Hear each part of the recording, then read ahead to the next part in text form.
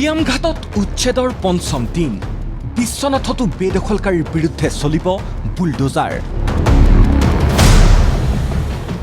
জুনাইত বেদখলকাৰীৰ বিৰুদ্ধে বিশাল জোৰ সমদল গোলাঘাটৰ সৰুপথাৰৰ উৰিয়ামঘাটত উচ্ছেদৰ আজি পঞ্চম দিন আৰম্ভণিৰ দিনটোৰ পৰা পঞ্চম দিন পৰ্যন্ত শান্তিপূৰ্ণভাৱে চলিছে উচ্ছেদ অভিযান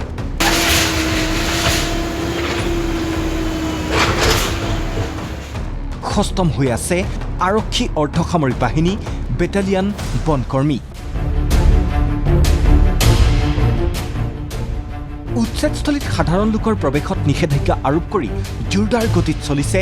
ৰেংমা ৰিজাৰ্ভক বেদখলমুক্তকৰণ প্ৰক্ৰিয়া শুকুৰবাৰ পৰ্যন্ত বেদখলমুক্ত কৰা হৈছিল বনাঞ্চলখনৰ ৮,০০০ বিঘা ভূমি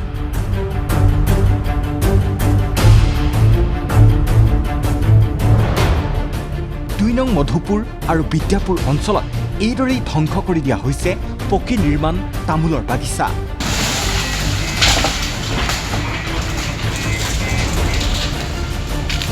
অতিৰিক্তভাৱে জৰীপ চলিছে ৰজাপুখুৰী গেলাজান মধুপুৰ ৰাণানগৰ হালদিবাৰী আৰু হাতীডুবিত ইফালে বিশ্বনাথৰ নকে জাপৰিগুৰিৰ ৩০৭টা সংখ্যালঘু পৰিয়ালে উচ্ছেদৰ জাননী লাভ কৰাৰ পাছতেই লাগিছে হাহাকাৰ গ্ৰেচিং লেণ্ডত বসতি স্থাপন কৰি থকা পৰিয়ালকেইটাক চৰকাৰী ভূমি ত্যাগৰ বাবে জিলা প্ৰশাসনে বান্ধি দিছে ১৫ দিনৰ সময়সীমা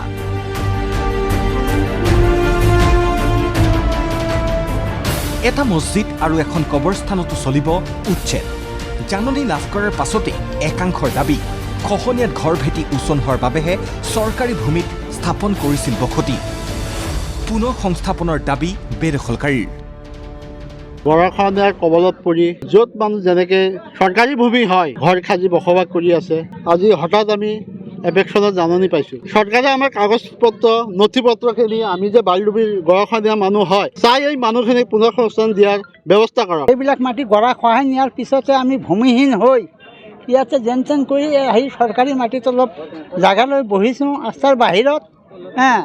তাকো এতিয়া এভেকশ্যন কৰি আছে বুলি আমি জাননী পালোঁ আজি আমি ইয়াৰ পৰা উঠি যাম এতিয়া বানপানী হৈ আছে বানপানীৰ ভিতৰত আমি ক'ত যাম আমি যে এতিয়া চাপৰিত যাবলৈ আমাৰ অক্ষম হৈ আছে গতিকে চৰকাৰৰ ওচৰত আমাৰ বিনম্ৰ অনুৰোধ আমাক ক'ৰবাত ঠাই দিয়ে আমাক এই মানুহখিনি সংস্থাপন দিয়াটো আমি কামনা কৰোঁ এয়া শুকুৰবাৰে নিশা জুনাইৰ দৃশ্য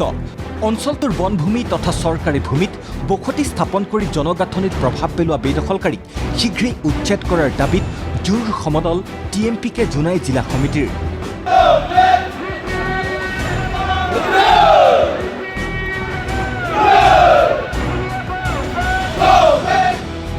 সহযোগ কৰিছে ট্ৰাইবেল সংঘ আসু আকসু তথা জুনাইৰ সচেতন ৰাইজেও জুনাই ৰেলৱে ষ্টেচনৰ সমীপৰ ভূমি তেলাম উদয়পুৰ আবৰ লেকু নম্বৰ ২ ছিংগাপুৰ আদি এলেকাত উচ্ছেদ চলোৱাৰ দাবী গতিকে বাংলাদেশী মিয়াসকলক আজি আমি অখিয়াই দিব বিচাৰিছোঁ আপোনালোকে ১৫ দিনৰ ভিতৰত আপোনালোকে ইয়াৰ পৰা তালি টোপোলা বান্ধি আপোনালোকে নিজৰ গৃহস্থানলৈ আপোনালোকে ঘূৰি যাওক অন্যথা আমি একশ্যন ল'বলৈ আমি আগবাঢ়ি যাম প্ৰশাসনে ১৫ দিনৰ ভিতৰত বাংলাদেশীসকলক এভেকশ্যন কৰিব লাগিব অন্যথা আমি TMPK জনাই জিলা সমিতিয়ে কিন্তু আমি নিজে এভেকশ্যন কৰিবলৈ আমি আগবাঢ়ি যাম জুনাইৰ চিগা গাঁও পঞ্চায়তৰ অন্তৰ্গত ২ নং ছিংগাপুৰত বেদখলকাৰীৰ কব্জাত প্ৰায় ৪০ বিঘা চৰকাৰী ভূমি বেদখল হৈছে জুনাইৰ মূৰ্কক চেলেক্ট ট্ৰাইবেল বেল্ট এণ্ড ব্লকৰ অন্তৰ্গত বিশাল বনভূমি ইয়াৰ পৰা উচ্ছেদ কৰিব লাগে ইয়াৰ পৰা খেদিব লাগে tribal belt and block area কোনো পধ্যেই সিহঁতে আইনগতভাৱে নোৱাৰে থাকিবলৈ তাৰ পাছতো ইয়াত আগৰ পৰা আছিলে কোনো চৰকাৰে আগতে তেখেতসকলক খেদিবলৈ প্ৰচেষ্টা চলোৱা নাছিলে যিখিনি মিয়া মানুহখিনি আছে তেখেতসকলক ইয়াৰ পৰা উৎখাত কৰিব লাগে চাফা কৰিব লাগে চিৰকালৰ কাৰণে চাফা কৰিব লাগে ইফালে গুৱাহাটীৰ সমীপৱৰ্তী সোণাপুৰৰ মৰকদলা সংৰক্ষিত বনাঞ্চলতো পৰিল প্ৰশাসনৰ হাতোৰা বনভূমিত গঢ়ি তোলা এইখন অবৈধ ৰিজৰ্টৰ নৱনিৰ্মিত ভৱন উচ্ছেদ কৰিলে প্ৰশাসনে ডিমৰীয়া সমজিলাৰ কমাৰকুছিৰ প্ৰায় ২০ বিঘা ভূমিত নিৰ্মাণ কৰা হৈছিল ৰিজৰ্টখন অৱশ্যে উচ্ছেদৰ পূৰ্বে অৰূপ কুমাৰ দাস নামৰ লোকজনে ১৯৮৫ চনত ১৬ নং পট্টাৰ ১২০ নং দাগত ভূমিখিনি ম্যাদী হোৱা বুলি দাবী উত্থাপন কৰিছিল ব্যুৰো ৰিপৰ্ট ND24।